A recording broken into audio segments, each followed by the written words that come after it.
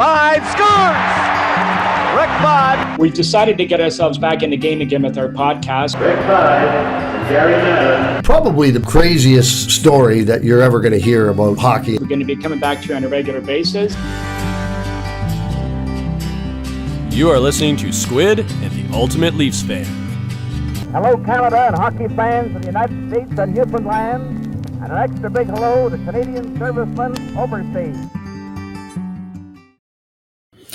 Welcome, everyone. Episode 7 of the Squid and Ultimate Leafs Fan Show. I'm Mike Wilson, the Ultimate Leafs Fan. Joining me as always, my winger, Ricky Squid Vibe. Squid, how's things?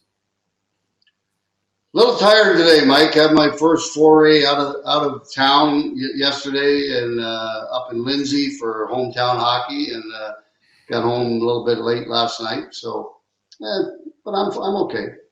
But it was nice to get out and finally do an appearance, and it felt pretty darn good, I'll tell you. Well, I'm sure you won't be alone. A lot of guys, and I'm sure the fans are happy to see you guys and be able to get in touch with you guys again. So it's been a long time coming for everybody. It's nice to see everybody back doing what they all love to do. Yeah, absolutely. Well, our guest today was one of the most colorful and popular players to ever wear the blue-white. Squiddy's connected to you not only because you both patrolled the wing for the Leafs, but traded for each other February 18th. I always remember that day because that's Debbie's birthday, so I better never forget that. 1980. Yeah, for sure. He was a second-round pick of the Toronto Maple Leafs in 74, also chosen by Cincinnati in the WHA, was Toronto's missing piece of toughness, lacking in those days, but could also score with 241 goals, 272 assists, along with 3,966 PIMs, as the kids call them today, the most still in NHL history. He's also an author, an entrepreneur. Please welcome to the Squid and Ultimate Leaf Fan Show, Dave Tiger Williams. First off, Tiger, thanks for joining us, and how you doing? I'm doing great, thank you. Thanks for having me. And Squid, how are you doing, buddy? I'm good. I like I was telling Mike, I went up to do hometown hockey in Lindsay on the weekend, and it was the first time that I've been out of the house for an appearance or anything in, a year and 8 months, something like that. So it was pretty cool. It was Lindsay has a soft spot in my life because the guy who drafted me, Trottier Shell, who was a scout for the Leafs back in the day in the 60s, 70s, and the 80s, and Trottier was from Lindsay. But Trottier served most of his time in the RCMP in Saskatchewan. So I was lucky to, and my first year coming to training camp in 74, Trottier decided I should drive to Toronto so he could educate me. And then he would stop before whatever motel we were staying at all the way to Toronto. And he'd let me out, and then I'd have to run to the motel. And the first night I'm already at the motel, and he's unpacking his car a little bit. And he goes, "Who give you a ride here? Who give you a ride here? You're supposed to run all the way." I said, "I did, Torchy." "There's no way you did." I said, "Torchy, I'm ready to go, buddy. I'm ready to go." We did that every night for 4 nights all the way to Toronto. Well, we're going to get into that. But, I mean, now, Tiger, usually we ask the guests what they're currently doing. But before we're going to take a little detour. Squid mentioned that speaking to you the other day, one of the things you did this off summer was shoot gophers. Now, as I understand it, they are a nuisance because the holes they dig, cattle can break their legs. The number he mentioned, 7,000. Is that accurate? We shoot a lot, yeah. And? Well, I mean, it's been we've had a dry year out here in Saskatchewan. I'm at Beaver Flat on Lake Diefenbaker, where we've had a home here since 74, and I built a new one 10 years ago. And our conditions out here are not good for the agricultural people. We're as dry as it's probably been since the 30s. I think we've beaten the fact that 88 was a very dry year, but I think it's even worse. We've had no rain here since maybe an inch and a half since the 1st of May. And it's been tough on the ranchers and on the agricultural people, but we'll get by. I mean, this is going to happen. It happened before, and it will happen again.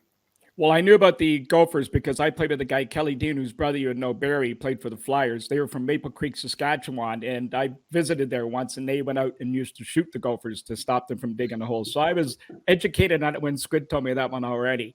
Now, Well, Tiger, Dizzy Dean, as we call Barry, he lives here at Beaver Flat. Oh, he's still is he really? Yes, there's 5 NHL guys live here. There's Dizzy's here. Yeah. Travis Moen, Zach Smith, and Dean Kennedy has a place here. He ranches at Pincher Creek, but he's got a cottage 2 doors down from me. And myself, there's 5 of us here. You guys have a good old-timers team. We would, and we do play out on the ice in the winter. We built the rink here in town.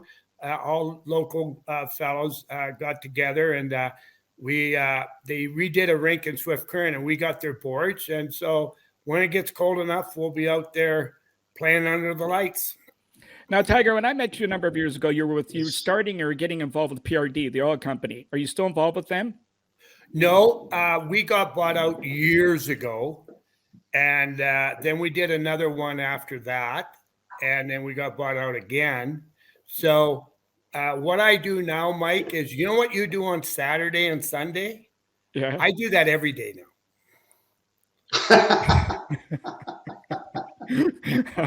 Well, I'm retired too. So I do that every day of Saturday and Sunday to me too. So we got the same thing. Well, let's take it back a little bit to growing up out west in Saskatchewan. Speak to your days in youth hockey leading up to playing in Swift Current. Well, I grew up in Weyburn. I played my minor hockey there, and we always had very good teams. We always had really good players. I was in those days, I was a defenseman. I when I was actually part of Medicine Hat Tigers organization, because the fellow that coached there, Jack Shoup, he had me on his list. And then when I played for their junior A team in Vernon the year before I come to the Western Hockey League, and the end of that season, Jack said to me, back home in Weyburn, he said, I'm going to trade you to Swift Current, because he says, you will not play very much in Medicine Hat. Lanny was there, Lysiak was there, Bobby Gassoff, big Jimmy McCrimmon. They had they went to the Memorial Cup that year. And he says, you might as well go somewhere where you're going to get to play a lot. It's going to be better for moving up the ladder. So he dealt me to Swift Current, and I come here to Swift Current as a 17-year-old, and it worked out good for me. So I have to thank Jack for thinking about me and not about himself. Now, you lasted 3 years. You played 3 years for the Broncos. Your draft year, you put up great numbers, 52 goals, 56 assists, 108 points, along with 310 penalty minutes. It was the era of start of the Flyers, the Brawling Ways. The WHA was a couple years old. Were you a little surprised you didn't go higher in the draft? No, I wasn't. And the reason being, Mike, is that in 74 was the first year of the 18-year-old draft. Yep. And back then they had to be drafted in the first 2 rounds. And so because of that, us guys that were, we got bumped down, to the second or the third round, because that was a heck of a draft choice. I mean, Jack Veliquette was Toronto's first round draft choice. That's right. Pierre LaRouche, as an 18-year-old, and blah, blah, blah, blah, blah. There was a lot of good players in that draft that year that had to go in the first 2 rounds. And so, but does it really matter when you get drafted? I think the most important thing is to get an opportunity to go to somebody's camp, and there was a hole for you, or there was a chance for you to make the team. And as you know, I never started out in Toronto. I got sent to Oklahoma. And I played in Oklahoma City for whatever it was. And I was doing very well there as far as scoring and all the other stuff. I had a great captain. He was another Saskatchewan boy. Mike Sauter was his name. And Mike schooled me pretty good down in the time there. But the only reason I got called up was I was in the top 10 for sure in the Central League in scoring at that time. But the most important thing was, and God bless his soul, because he's not with us anymore, either one of them, but Bob Gassoff in a game in Toronto speared Shacky, Eddie in the face and ripped him open pretty good. And King Clancy was the guy who put the call in for me to come up because we're going back into St. Louis for the next game. And, or shortly after that, I think the first game I played was in Long Island. I had to deal with those clowns. But anyway, it was because of Bob Gassoff ripping Eddie open up, setting another set of tracks on Eddie Shack's face that I got called up. And when we went into St. Louis, him and I got in a fight in warm up. And then in the first period, and back then there was no rule like it is now, 3 and you're gone. And that was when Mr. Gregory said to me, who was awesome GM, best GM I ever had, said, "You're staying up, kid." So, and I was married then. I was probably the youngest guy in the league with the youngest wife. Brenda was 17 and I was 20 when we got drafted.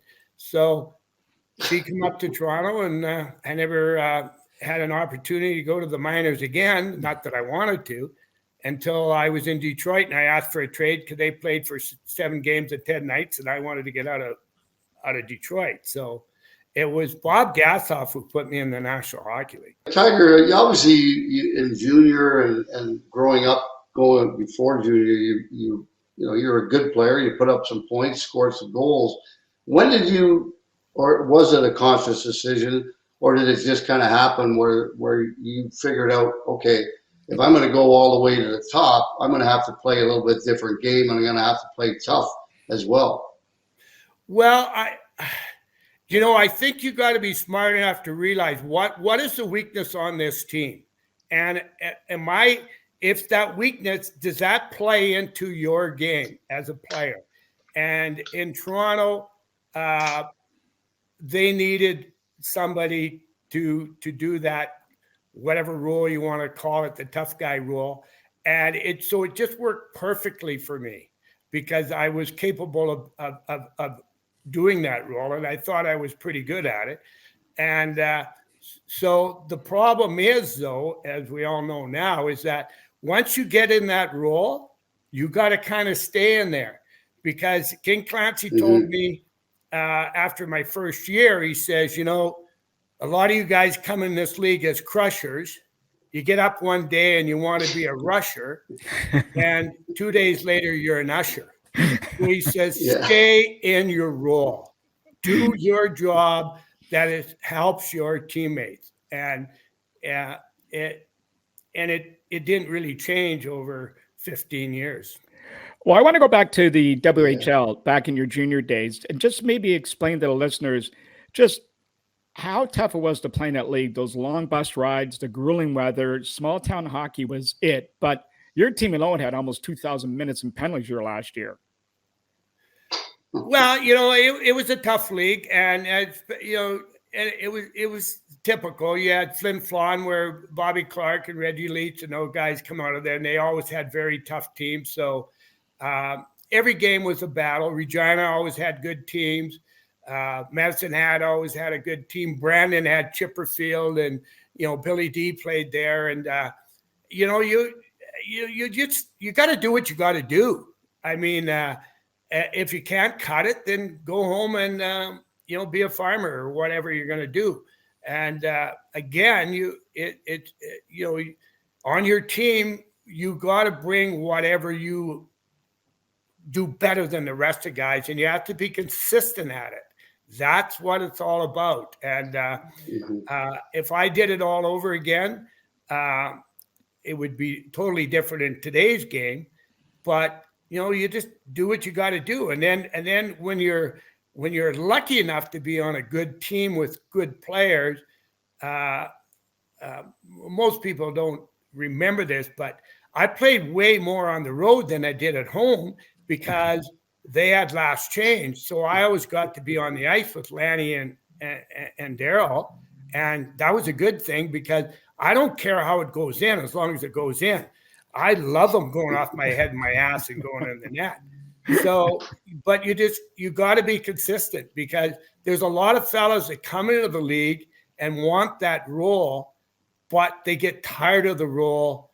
Their face gets, their wives are tired of pulling stitches out of their face, and they change. You got to be consistent. I looking at that last picture. You wore 22 in junior. When did you decide to wear 22, or is that just a number that was given to you? No, I'll tell you exactly what happened there, Squid, was John Ferguson played in Melville for the Melville Millionaires back in the day. And for some reason, then he was in Montreal. He wore number 22. And I went up to Melville one time. He was there signing autographs. And so my dad drove me up there, and I met Fergie for the first time. And I liked him. He was really the first guy I'd ever met. And I decided right then I was going to wear 22. And I wore it ever since. And when I got traded to Vancouver, which there was another fellow there at 22. You had 22, but you went to Toronto. And by the way, I was very disappointed in that trade of you and Billy D going to Toronto, because if you two guys would have stayed in Vancouver and I would have traded for whoever else, we would have had one hell of a line, the three of us. Because you guys were young, I would have babysat you guys. We would have been one of the top lines in the whole friggin' league. So I've always been disappointed in the fact, A, I got traded, but B, I got traded for you two guys, because you would have been great teammates. And I know I would have excelled even higher if I would have had you two young guys, because, you can never beat the youth, and the talent that both you and Billy D had, that I would have fit perfectly on that line. Yeah, you know what? I wouldn't have minded that either, Tiger, one bit. Now, Tiger, a guy you did play with in junior by the name of Brian Trottier. Now, did you see anything him at the time that led you to believe he would be a force in the NHL? And what was it, if you did? Well, Trotch is a phenomenal person, number one. And it's amazing about all the Hall of Famers and all the guys that are great players. They're good people off the ice. And that's why I think they excel so much. But Trotch was an exceptional, talented guy. His foot speed and his hand speed was in a league by himself. Unfortunately, what happened to Trotch in his first year, of course, he was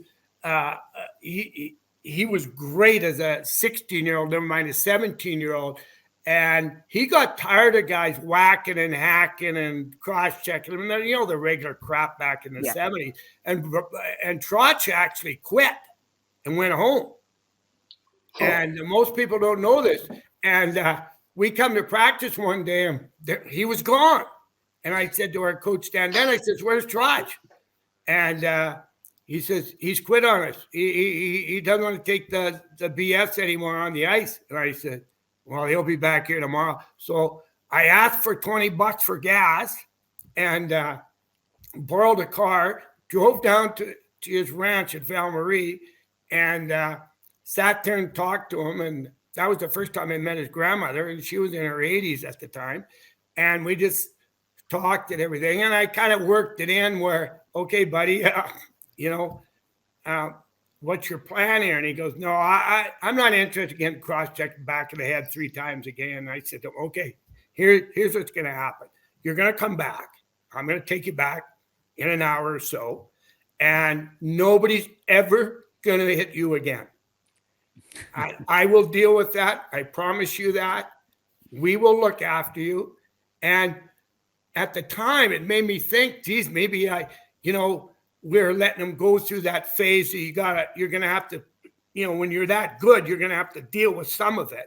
But maybe we didn't do enough for him right off the bat. So Ronnie Delorme, who was playing with us in Swiftcurrent, when I said to Trotch, "You're coming back." And there was 2 reasons for that. Number one, we needed him. I was not getting drafted without him. That's how good he was. I knew he was part of my ticket, and I needed that man on my team. So on a selfish point of view, which we all are selfish when it comes to this game sometimes, I needed that man in our lineup, and we need him for our franchise and everything else. And because we've all played with good players, whether you were in Bantam or midget, and you've seen the guys older go on and why they make it and why some guys don't. But when you run into exceptional people like a Trottier, you cannot let him get away from you. And I would have dragged that little bugger home back to Saskatchewan no matter what, because we needed to have him. And us guys that in our draft year, we certainly needed him. And so I brought Trotch home, and 7 Stanley Cups later, he's he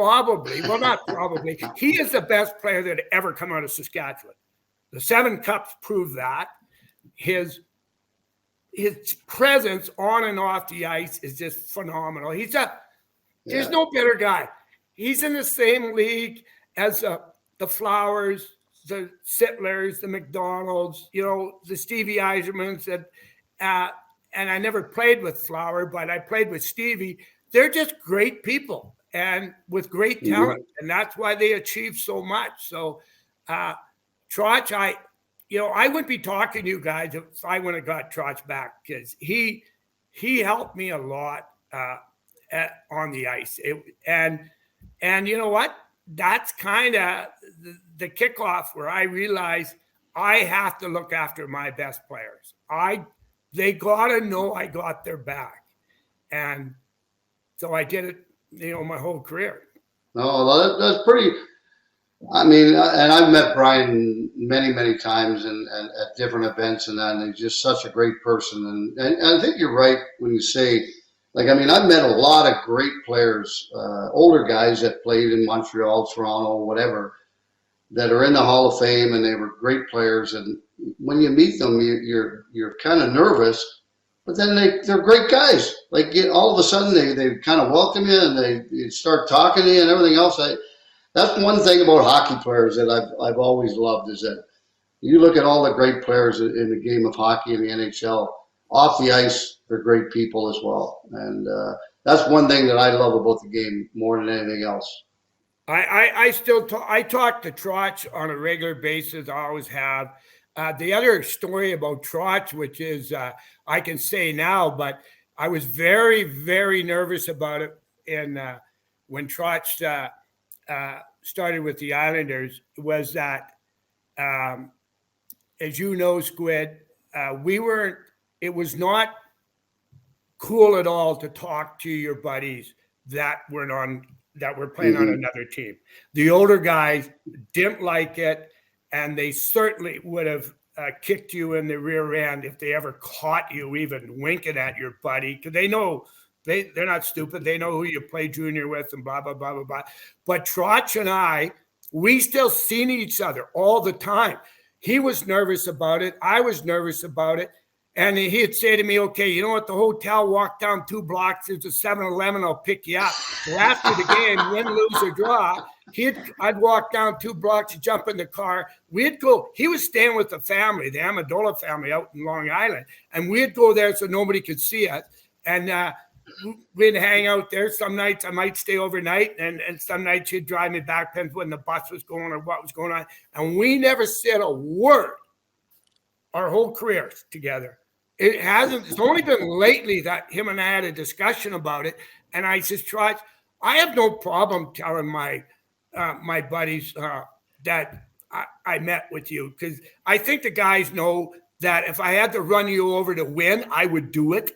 And no problem, because your crest is more important than you are. You're playing for that crest. And if you're not willing to die for that crest on you, go be an accountant. So but we did that the whole time. And nowadays, I think the guys see each other in today's game on a regular basis. But we hit it. We hit it. We were nervous about it. I was very nervous. I didn't want Keon or Normie Allman or any of the older guys to ever know that I was doing that. But I did it, and he was the only player I did it with.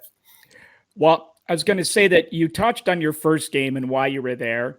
Talk about your first time through the league. Were guys challenging you? Because let's face it, they knew why you were there and it was no secret. And even maybe touch on going into Philadelphia the first time. Well, you know, Philly was a good spot for me for the fact that I knew I was going to play a lot. And so it enhanced. Other than when you were in the penalty box, right? Yeah, well, I mean, the thing about Philly is they never had one or two guys. They had 5 or 6 guys. You know, they had the Hammer. They had, well, there's Jack Markleharty there, but they had, you know, they all played very aggressive. You know, Moose DuPont was a very aggressive defenseman. Moose was not much. You know, he didn't really fight very much, but I mean, when he hit you, it hurt, and then he cross-checked, it hurt, and he was a big man. But you just had to deal with it. The good thing about going into Philly for me, as I knew I was always going to be on the ice with Darryl and Lanny, you know, and whatever happens, it happens, you know. But it wasn't, you know, and I think there's a few guys out there that I played with in Toronto and other teams when they went into Philly. They were very, very nervous.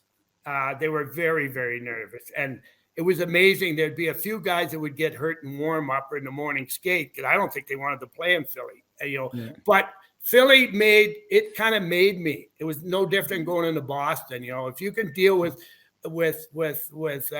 Terry O'Reilly or with Johnny Wensick and all the different guys they had, Kenny Hodge, they're big right, you know, being a left winger on the right side. All their tough guys were right wingers. So it helped you, you know, you're in the same kind of league. They played the same way you did, and you had to compete against those guys. And, you know, just a Terry O'Reilly story. We get in a scrap in, I think it was our third one in Boston, and I end up on the bottom of the pile, and Taz is on top of me, and my helmet's off, and Cashman comes by, and I'm laying on the bottom of the pile, and he boots me in the head a few times, and the blood's just squirting out of the side of my head. Woo, woo, it's just shooting right across the ice. And O'Reilly says, "Tiger, get underneath me." And he protected me. Now that's a warrior. Yeah. So, no, it's funny. It's funny you mentioned Philly because, like, the one year, and we were out of the playoffs, and Harold decided that we were going to go to Atlantic City after the game in Philly, which was our last game of the season. And leading up to the last game, the last couple of weeks, like literally we had about 8 guys or 9 guys go down with groin injuries or what have you. And we go to Philly, and we got about 8 guys sitting in the press box. We lose 7-1. But before that, I went up to Jerry McNamara, and I said, "Jerry, why are we doing this? Like, we're not even in the playoffs. And we're getting rewarded by going to Atlantic City after the game." And then all of a sudden, when I saw 8 guys out, I went, I was so upset that I didn't know what to do, and I kind of kept my mouth shut. I wanted to go and scream at Ballard, but I figured, well, that might not be a good idea. Well, you got, you know, the one thing that looking back, I was fairly vocal with management, and yeah, it cost me get traded a couple of times. But again, my job was to look after my teammates on and off the ice. So if you screw with my teammates on the ice, I'm going to deal with it. And if you screw with my teammates off the ice, being management, I'm going to deal with it, because everybody deserves respect, and you don't ever treat my teammates wrong. I'm trying to find a better word right now, but I got traded over Mark Crawford over that because management were dicking him around, and I went and told him, "You're not doing this to him again, or I'm going to punch you out." You don't teach my teammates. You teach them with respect, and I don't give a shit if you get traded or not. You don't screw with my teammates on or off the ice. Well, here's a story for you that goes back in time, and you see if you can call this one. That one night earlier when you were playing with Sittler and McDonald, Sittler got into an altercation with someone, and I guess apparently the look on his face, he was quite stunned. You pulled him out of the pile and basically said, that's my job. I'll take care of that. Get out of here. Well, you want your best guys not engaging in that stupidity, because if they break their hand, how good's your power play going to be? Yep. You want them to stay in their zone, and you stay in your zone. And going back to what King Clancy said to me, don't, after a while, you score 2 or 3 goals in a row or something, thinking you're another, you're going to be the next Rick Vive. That is not your friggin' role. It's no different than a DH hitter in the World Series coming up here. Hopefully Houston's going to win. But, you've got to stay in your role and do what your teammate needs you to do. That's your job, to look after your teammate. So do it. Because if you don't, somebody else is going to do it for you, and you're going to be, like King Clancy says, you're going to be an usher selling popcorn. I mean, that's the reality of it. Stay in your zone. Stay in your what your strength is, and you'll always have a job. Well, Tiger, your first year in Toronto, you basically matched what you did in Oklahoma with the Leafs. So you had a pretty good mindset going into camp, I imagine, the next year. So 75-76, you scored 21 goals, almost 300 penalty minutes. Were you finding now that as your reputation was going around the league and preceding you, that you were getting a little more room as a result of your style of play? I don't think you get any more room. I think you just get more opportunities to be on the ice more often. And like I said before, you got to play on the road more than you did at home, because a lot of times at home, Errol Thompson would play with Darryl and Lanny, and nobody could skate. He had the best backhand in the history of the game, in my opinion. And it was just suited for me to play more on the road than at home. And then you just, you're out there, and they go in every once in a while. And like I said before, I don't care how they go in as long as they go in. But you have to keep learning the game, because the one thing about the game is that it changes. Different lines you play against, you have to do whatever you got to do. But the one thing that I always remind myself is, what is my friggin' job? Why am I here? And a lot of guys would come in and do the same thing I did for 4 or 5 years, and they got tired of doing it. And I think they get tired of it for 2 reasons. I think their significant others are tired of taking stitches out of their head, and they want to change. Well, you're not good enough to change, man. Stay inside your area and be an expert in your area. Just like you never see a goal scorer deciding to be a tough guy. So why would you do the opposite? It made no sense to me. Tiger, I know we always love nicknames, obviously, and the stories behind how they happen. How did you get the nickname Tiger? Well, Squid, I got that a long time ago when I was first playing Pee-wee hockey. Like, we all started out in our little league in our little town in Weyburn, and we won the little Pee-wee championships that year. And guess what the name of the team I was on? The Maple Leafs. And our coach, Johnny Norman, who was the city clerk in Weyburn at the time, we won the championship, and he all bought us little windbreakers, and he put Tiger on the sleeve. So that was probably when I was, 6, 7, 8 years old, whatever it was, and it never changed. So I had it. Everybody called me it. They still do to this day, but that's how I got the name. Was Johnny Norman give me the name, and then all through Bantam hockey, we had good teams in Weyburn. Like you guys remember Dennis Sobchuk. He was probably one of the the talented guy. He was unbelievable. And so we won the Bantams because we won the Pee-wee championship together with him. We won the Bantam championships together with him, and we won the midget AAA because of him. So he was another guy. He went to Regina and won a Memorial Cup with Regina with the Pats. Great talented guy. Another guy that helped me along the way.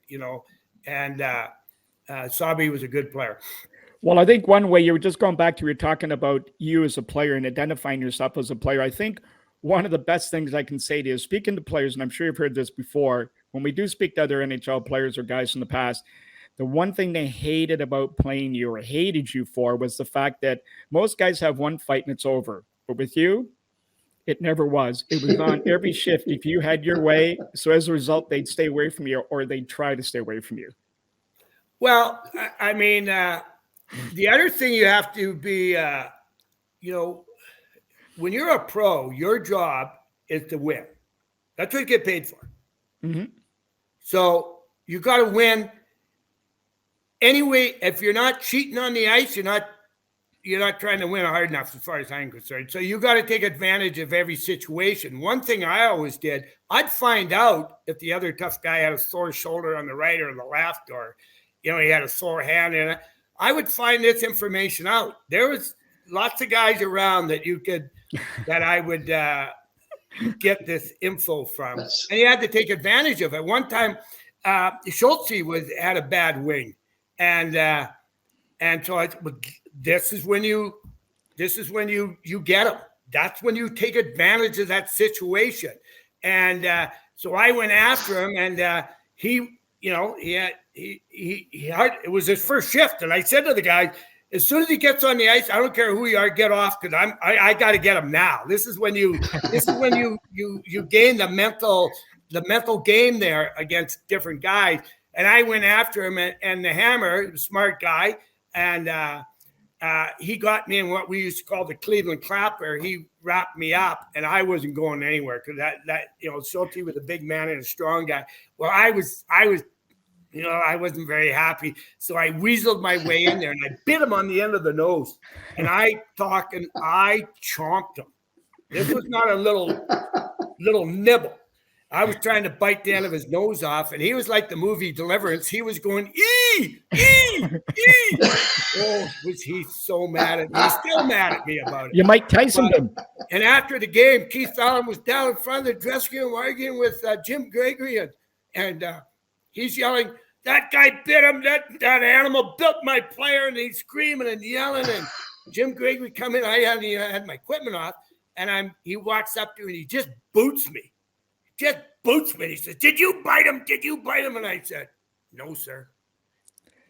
He walked out. The next day, I'm getting dressed. He comes in and boots me again. He goes, don't ever lie to me again.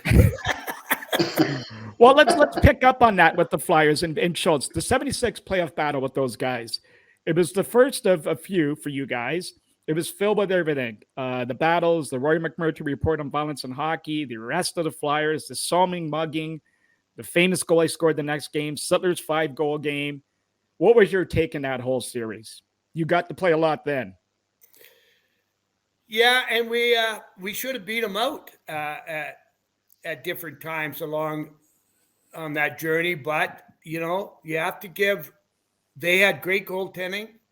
Their top two lines could score, and they were a tough opponent every friggin' shift. You had to be mentally – those were the games where you had to be very mentally prepared to fight through whatever you had to fight through.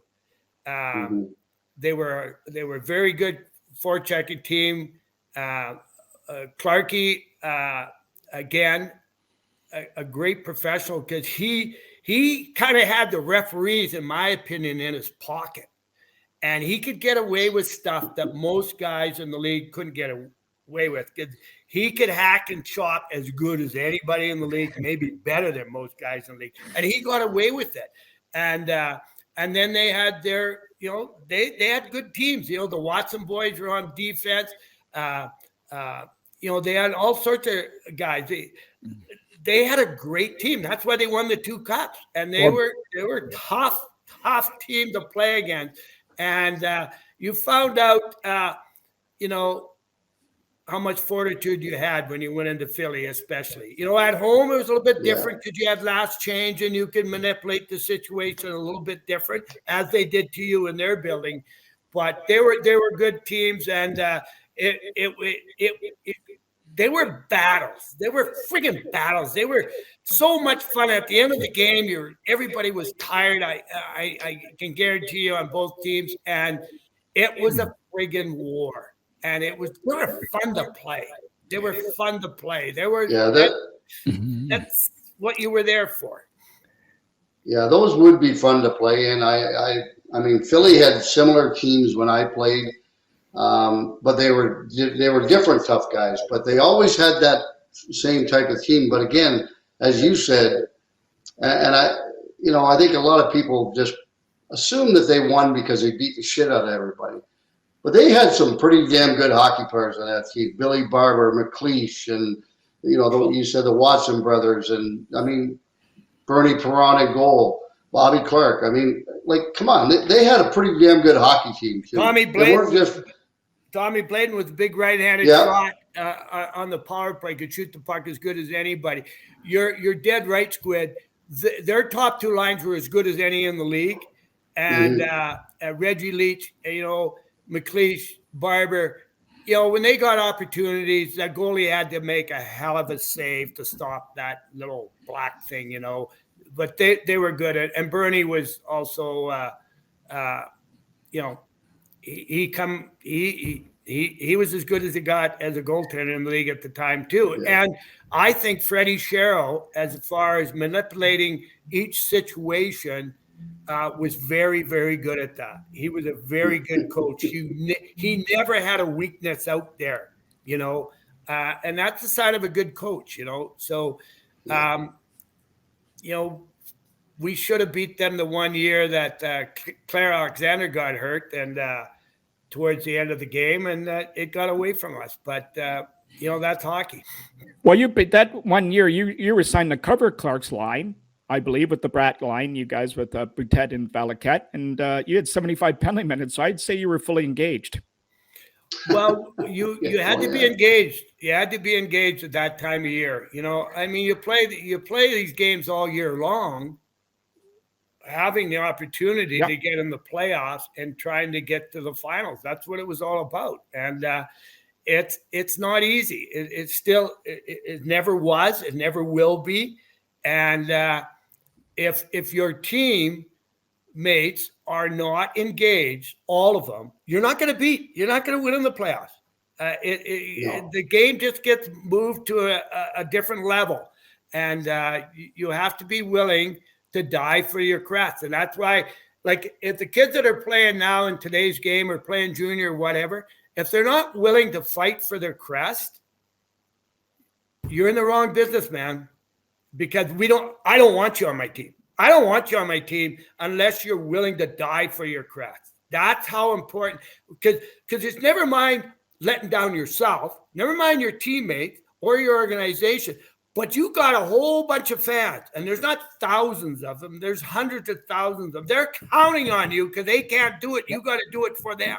And it's your obligation to be the best you can be. And that's why you got to stay mentally and physically fit. And you've got to work through some injuries here and there. That's just the way it goes, But I love teammates that are willing to die for each other. That's how you win. If you don't have enough of them, which the Leafs didn't have last year against Montreal, you're not going to win. So what was missing from you guys to go to the next level during that late 70s team that was really good? We needed another guy. In my opinion, we needed another top centerman that could back up Sittler's group. And we went through different guys. Some guys couldn't take the pressure, whatever ever happened to them. But we never had that other guy. And we needed, as far as I'm concerned, we needed a guy on D that was good, but he was big and he was tough. And we were missing that guy. Our Turnbull and Soloming and those guys, Boria played, he played 36 minutes a game. It was unbelievable player. but we needed another guy to help him and Turnbull out to be more of a, as I was as forward, we needed a guy like that on D, and we never had that. But that second line centerman was the guy I thought we were always missing. Jesus, almost sounds like you're talking about this year's team, Tiger. I mean, they could use another good defensive defenseman. They could use some more forwards with a little bit of grit and bang and that sort of thing. And it's something that they're missing, unfortunately, and they were missing last year in the playoffs, as you mentioned.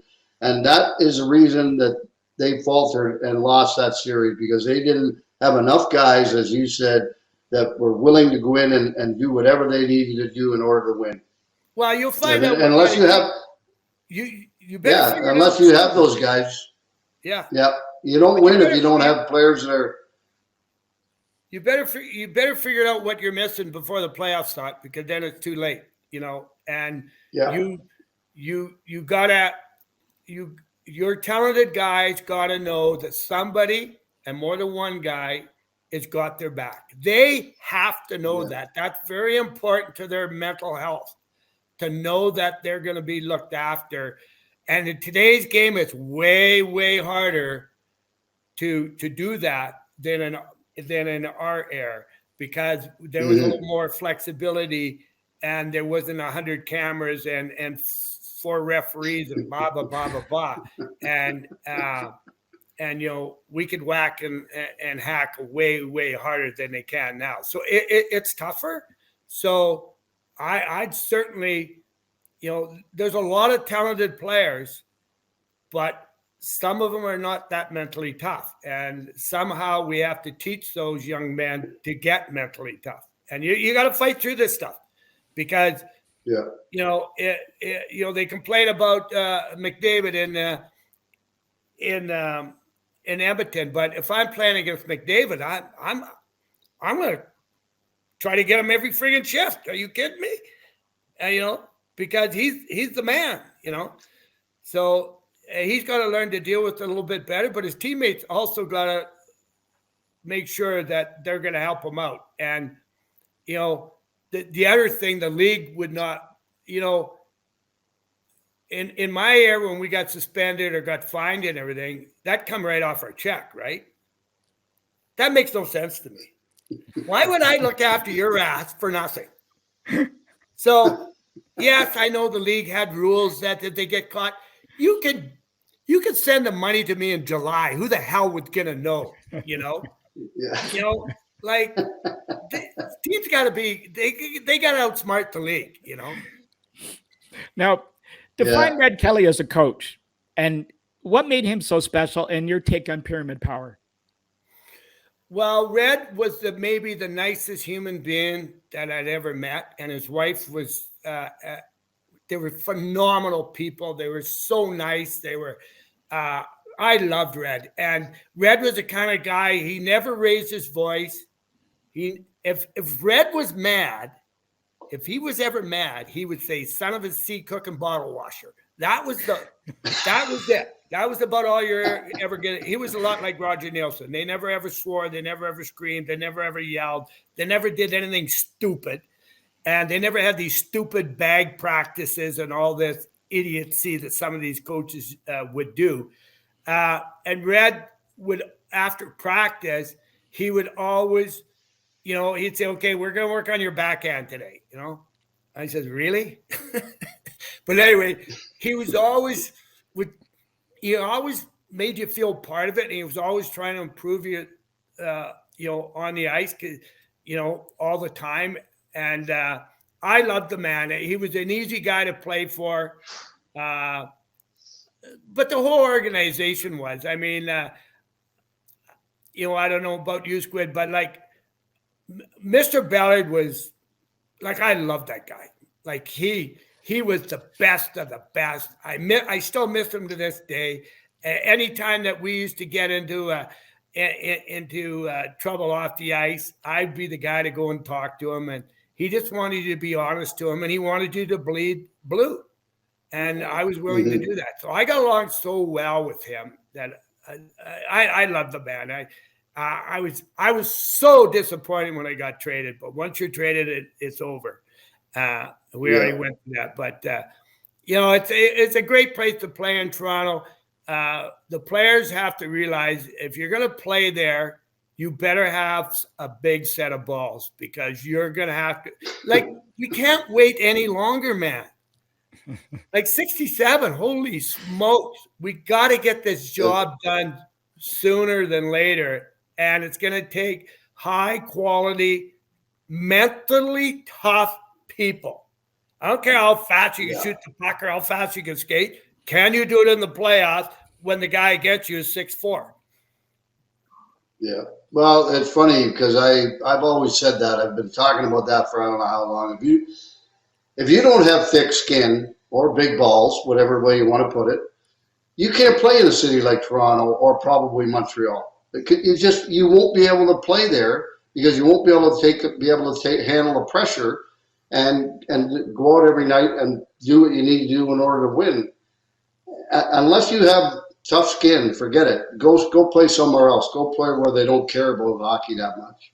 Yeah, and the other thing I think players have got to realize is once you sign, if I ever ran an organization, especially if I was a general manager or coach, if your agent ever called me or your mother, you'd be so far away from Toronto, the hockey news would never find you. That's how deep you'd be buried wherever.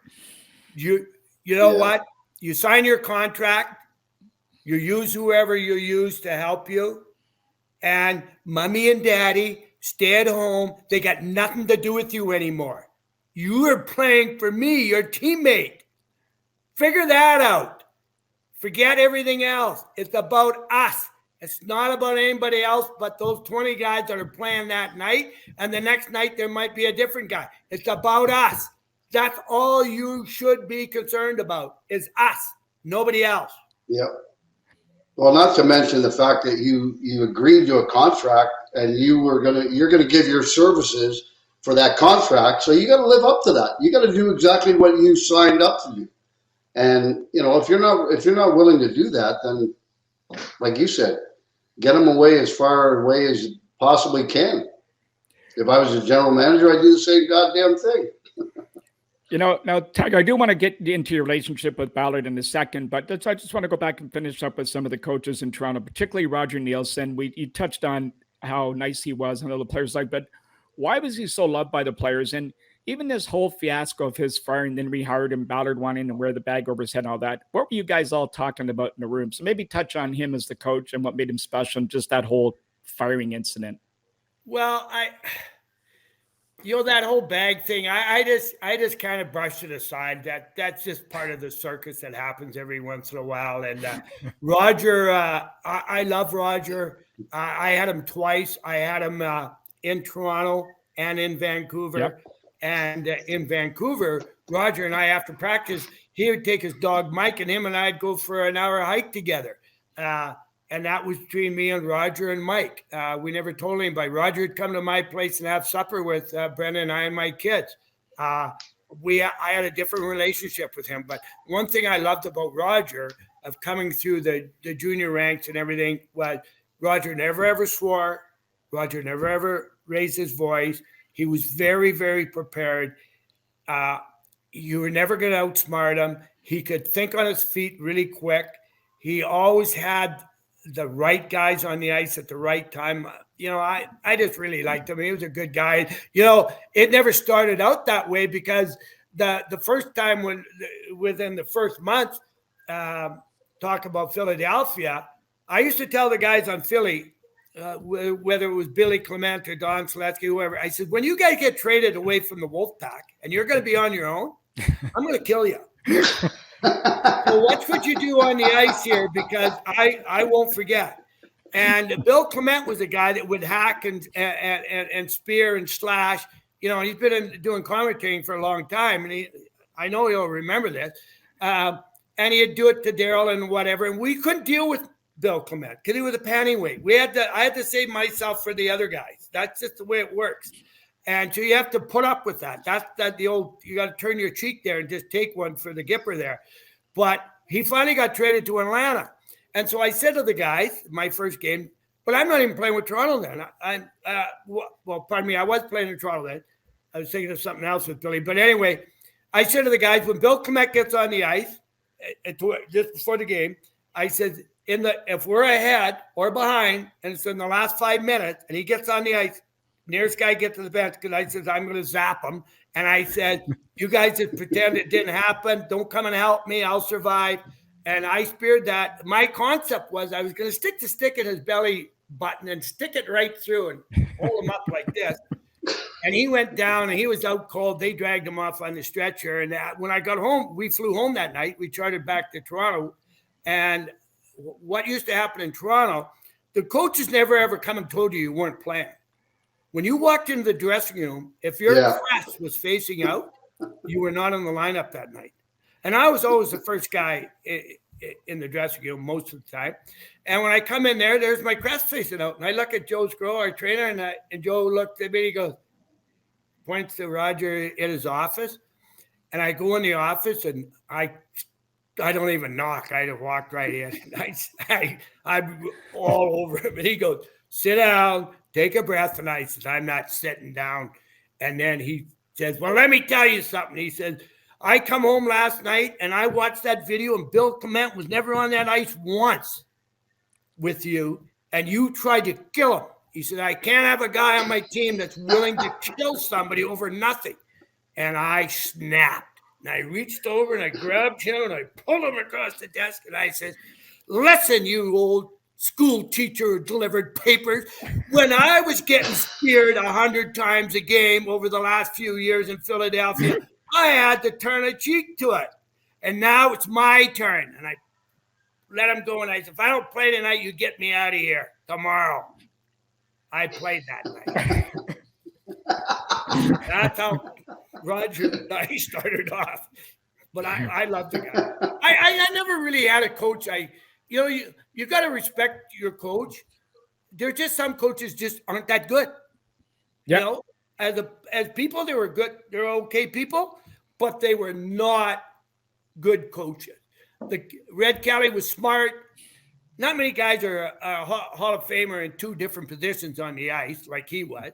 Roger never ever played the game, but he'd figured the game out. His track record in Peterborough proved that. And the guys were willing to do what he asked. You know, now Roger would slot you in different roles, and he expects you to be in that role.